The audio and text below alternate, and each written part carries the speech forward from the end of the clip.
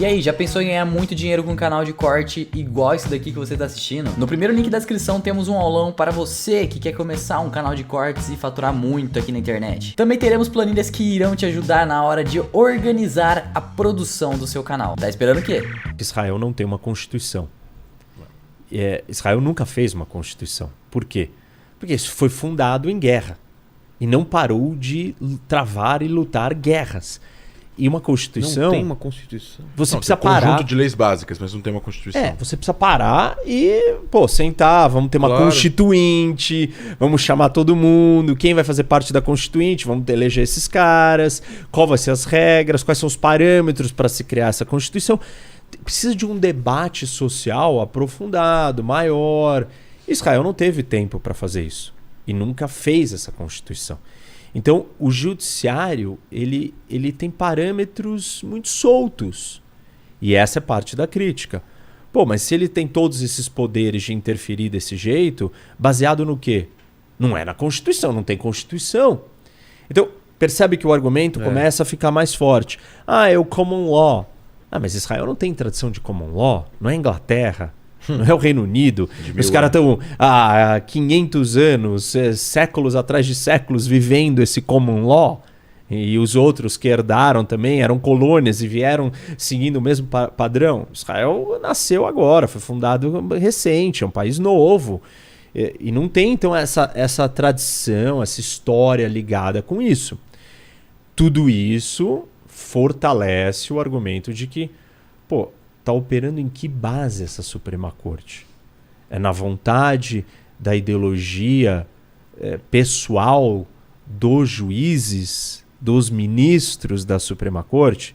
Então, é uma crítica legítima. O problema é levar essa reforma por esse grupo que tem esses elementos que o André citou, que tem caras radicais lá dentro. E que estava tentando, e isso é claro, da forma como eles estavam tentando fazer.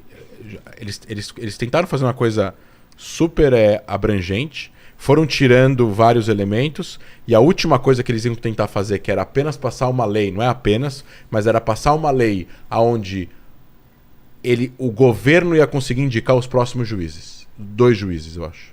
E o terceiro ia ser indicado com aval da oposição, e o 4º juiz, que parece que tem 4 que estão à mercê de se aposentar, então ia abrir 4 lugares. Idade, né? 70 anos. 75? 75. E aí o 4º juiz ia ter que ter o aval não só de alguém da oposição, mas também de juízes atuais. Mesmo assim... Não passou. Não, eles bloquearam, eles paralisaram a reforma, porque estava tendo muito protesto nas ruas. E aí o Netanyahu demite. Aí o que aconteceu? O ministro da Defesa de Israel, que é do partido do Netanyahu, um ex-general, foi à rede pública enquanto o Netanyahu estava visitando o primeiro-ministro da Inglaterra e falou: eu acho que tem que parar agora a reforma, paralisar, esperar as festas judaicas. Isso da defesa. Esperar a Israel vai passar, né? Pela Páscoa judaica, mas nacionalmente falando, como 80% das pessoas, o Ramadã está rolando um mês, mas as festividades nacionais judaicas, o Pesach judaico, depois o Yom HaShoah, que é o Memorial do Holocausto de Israel, depois Yom HaZikaron, que é o Memorial Day, é o Dia dos Soldados Caídos, que termina no início do Dia da Independência. Então são 2 festividades e 2 dias tristes. E aí esses protestos estavam dividindo a população. Então o ministro da Defesa falou: paralisem tudo, vamos passar essas festividades, e depois que a gente retomar o recesso do parlamento, que o parlamento para por um mês e pouco, a gente retoma e a gente abre o debate. E aí o Netanyahu demite o Gallant, que é o ministro da Defesa. Só por voz, mas não mandou a carta. Sei. Porque ele precisa mandar uma carta carimbada, para o negócio ficar meio oficial. Ele demite por declaração. Só que a carta nunca chega. E aí protestos à noite, que viram a noite em Israel, de 300 mil pessoas nas ruas, eles fecham as marginais e fecham as ruas, e ninguém consegue passar e tal, não sei o quê. E aí, de repente, o Netanyahu não manda carta, passa vários dias, e hoje, às 8 da noite, eu não vi.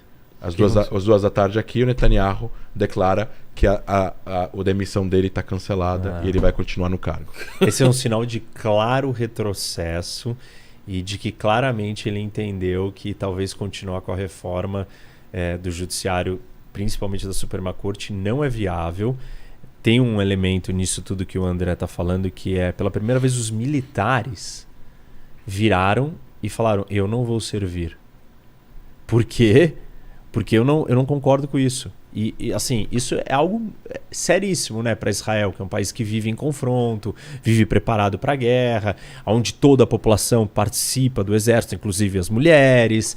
Então é um negócio assim, se os soldados estão dizendo, mais precisamente os reservistas, né, estão dizendo que não vão porque eles não concordam com o que está acontecendo politicamente no país, aí o Netanyahu vai ser acusado, primeiro-ministro de Israel, esse governo, essa coalizão vai ser acusado de colocar Israel em perigo.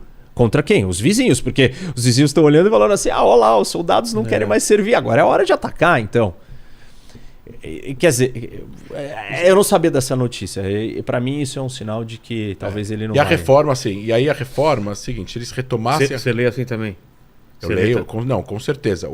Inclusive o próprio ministro da Defesa, quando ele vai em público, há uma semana e pouco atrás, e fala: tem que paralisar, porque ele recebe todos os resumos de inteligência na mesa dele todo dia de manhã. E aí ele vê o que está acontecendo, coisa que a gente sabe, coisa que a gente não sabe. E ele em público fala: os desafios e os perigos de segurança de Israel são gravíssimos. E nesse momento é de interesse da segurança nacional de Israel paralisar a reforma.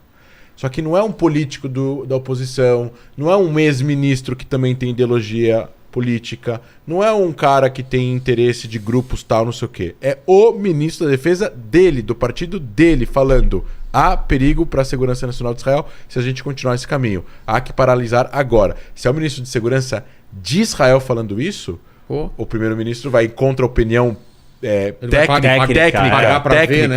técnica do ministro da Defesa, que foi general, que era o escolhido dele para ser chefe do exército, e ele não conseguiu ser porque ele, enfim, violou uma regra na reforma da casa dele, construiu uma sacada 3 metros maior do que ele deveria construir, e a comissão que autoriza os indicados para cargos altos em Israel bloqueou a entrada do atual ministro da Defesa para, na época, ser chefe do exército. E aí o Netanyahu teve que escolher o Gantz para ser chefe do exército, que não era o candidato ideal dele. Então, assim, Israel é super rígido com essas coisas. Então, o cara é do partido dele. Ele falou: paralisa, e ele vai e demite ele. As pesquisas mostram que se tivesse eleições hoje, eles iam perder assim de lavada para a oposição. Caramba. Pela primeira vez em anos. Eles estão com 54, 53 cadeiras, 52. A oposição tem 64 cadeiras sem os partidos árabes. O Gantz ia se virar primeiro-ministro amanhã se tivesse eleições agora. Então, assim, eu, na minha opinião, acho que eles não vão fazer a reforma, nenhuma reforma, e vai ter que ver como é que esse governo vai se sustentar sem a vontade de partidos que gostariam de usar essa maioria que eles têm hoje no governo para passar essa reforma.